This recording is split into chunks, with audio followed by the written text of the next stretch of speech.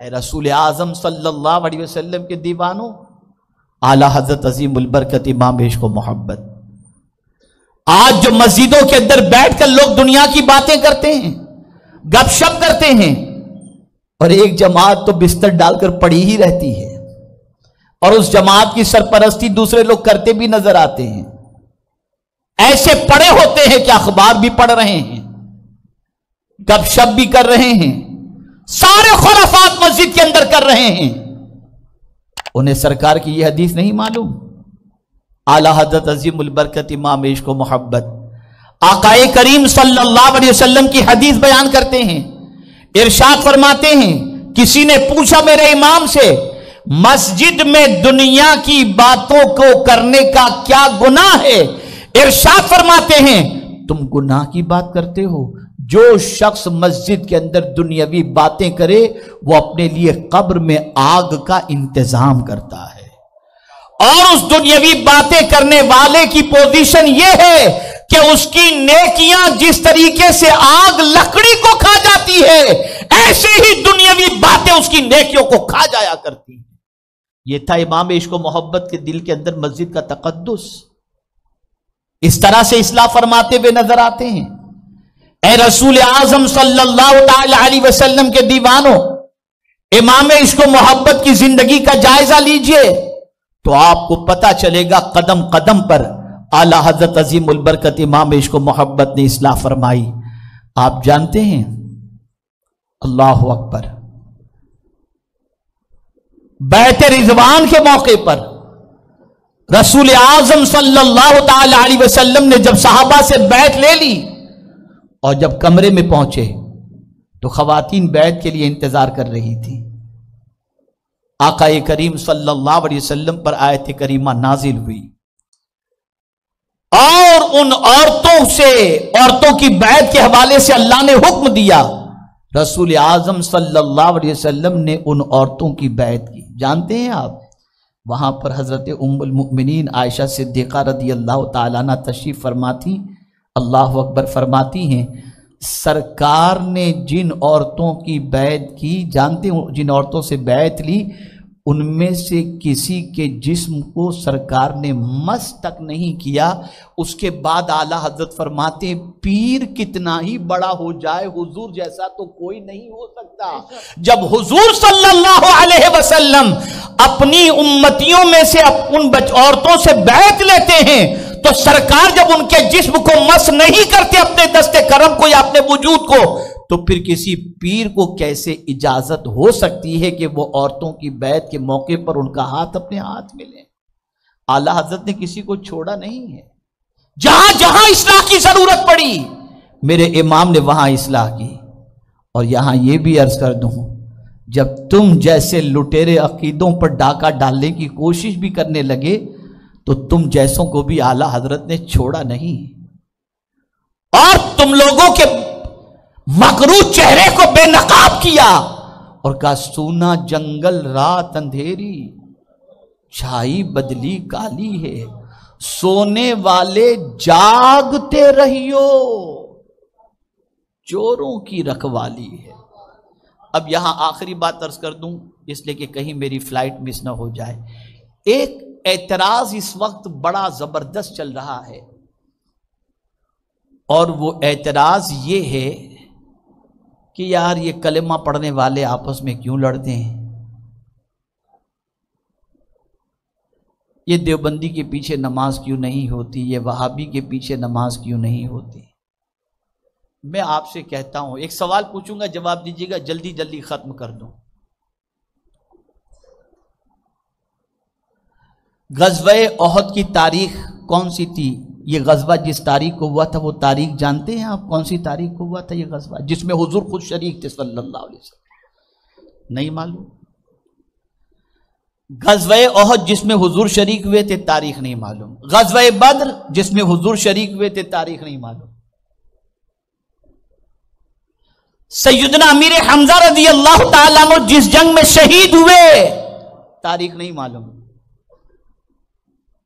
لیکن کربلا کی تاریخ یاد ہے یا نہیں؟ بھئی جواب دیں، آپ سے میں پوچھتا ہوں، کتنوں کو یاد ہے؟ ذرا ہاتھ اٹھا کر بتائیں۔ ماشاءاللہ سب کو یاد ہے. جس جنگ میں حضور شریک ہوئے وہ جنگ کی تاریخ یاد نہیں. اس دن کوئی جلسہ بھی کہیں ہوتا ہے کہیں نہیں ہوتا، لیکن کربلا کی جنگ سب کو یاد. بچہ بھی جانتا ہے، بوڑھا بھی جانتا ہے، جوان بھی جانتا ہے، عورت بھی جانتی ہے، سب جانتے ہیں. یا اللہ ماجرا کیا ہے؟ تو جواب ملے گا کہ رسول اعظم صلی اللہ علیہ وسلم جس جنگ کے اندر شریک ہوئے تھے اس جنگ میں حضور کے مقابلے کے اندر کھلے ہوئے کافر تھے، اور امام حسین جس جنگ کے لیے پہنچے تھے مد مقابل جماعت بھی ہوتی تھی، امام حسین پر درود بھی پڑھا جاتا تھا، سب کچھ ہوتا تھا.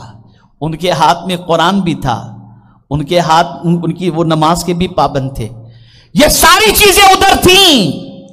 اتنی بڑی جماعت اور امام حسین 2 5 20 15 20 25 لوگوں کے ساتھ الگ سے اپنی جماعت کر رہے ہیں، ان کے پیچھے نماز نہیں پڑھ رہے ہیں.